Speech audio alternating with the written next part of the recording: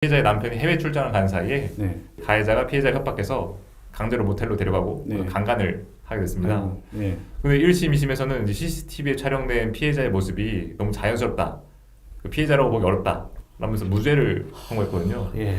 이러한 판결로 인해서 피해자와 피해자의 남편은 유서에 죽어서라도 가해자에게 복수하겠다 라는 글을 남기고 안타깝게 극단적인 선택을 하고 옵니다. 안녕하세요. 사건사고TV 김지훈입니다. 이번 시간에는 홍대범 변호사님 모시고 성범죄와 무고죄에 관한 이야기 나눠보겠습니다. 안녕하세요, 변호사님. 네, 안녕하세요. 네. 옛날부터 현재까지 이제 없어지지 않는 게 이제 성범죄 사건이죠. 네. 그리고 그와 관련된 이제 무고 사건인 것 같습니다. 네.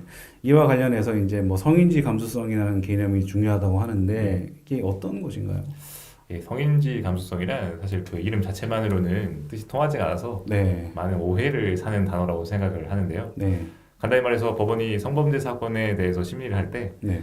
이제 성범죄 피해자가 2차 가해에 대한 두려움으로 성범죄를 당했더라도 곧바로 이제 고소를 한다거나 네. 아니면 이제 관계를 그냥 유지한다거나 음. 하는 좀 소극적인 태도를 보일 수가 있는데 네네. 그런 행동을 했다는 것만으로 이제 성범죄 피해를 부정하지 말라, 범죄를 인정할 수 있다, 네. 그런 취지입니다. 사실 성범죄에 있어서 기본적인 전략은 피해자의 진술이 오락가락한다든지 네네네. 아니면 이제 성범죄 이후로 피해자의 행동이 피해자로서의 행동으로 볼 수 없다는 식으로 피해자 진술의 신빙성을 탄핵하는 건데요. 네. 근데 이제 대법원이 성인지 감수성을 통해서 진술의 앞뒤가 안 맞는다든지 네. 피해자로서 적극적인 행동을 하지 않았다고 해서 무조건 무죄를 주면 안 된다, 그런 입장을 밝힌 거라고 보시면 되겠습니다. 말씀을 들어보니까 그러면 이 피의자 입장에서도 상당히 억울할 수 있을 것 같은데요. 어쩌다가 대법원에서 이 성인지 감수성이라는 개념을 사용하게 된 건가요?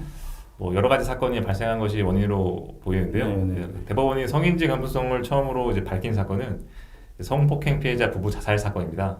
이 사건에 3명이 등장하는데요. 네. 피해자 남편, 그리고 가해자. 네. 그리고 피해자의 남편과 가해자는 이제 30년 지기 친구였었습니다.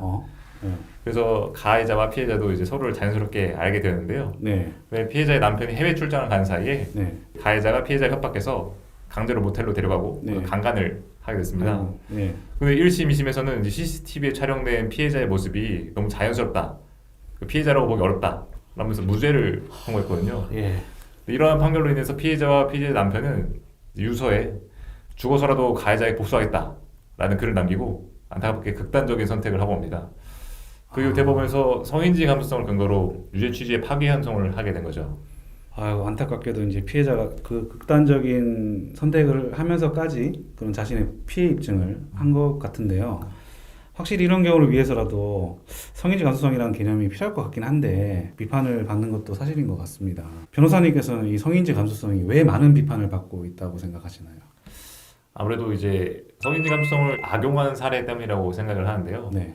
성범죄 특성상 객관적인 증거가 부족하기 때문에 네. 피해자 진술 내용과 범죄 직후 태도를 바탕으로 피해자 진술의 신빙성을 판가름하게 됩니다. 네. 근데 성인지 감수성을 위해서 진술 내용이나 태도에 문제가 있더라도 성범죄가 입증될 수 있다, 그렇게 오해하는 경우가 많거든요. 예. 이걸 이용해서 무고를 하는 경우가 너무 많기 때문에 많은 비판을 받고 있는 것 같습니다.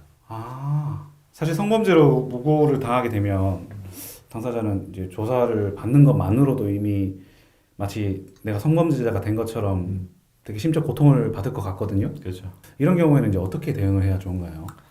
사실 무고라는 것은 이제 상대방한테 복수하기 위해서 이루어지는 경우가 많거든요. 네. 그래서 성범죄 신고 전에 뭐 서로 불화가 있었다든지 네.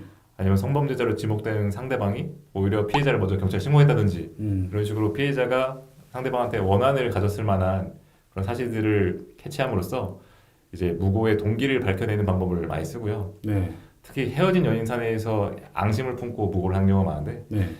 그런 경우에는 이제 성범죄 피해자와 범죄자로 지목된 상대방 간에 네. 뭐 이런 연인 관계라든지 원한 관계가 있었다, 이런 관계를 밝혀내는 통해서 결백을 인정받곤 합니다.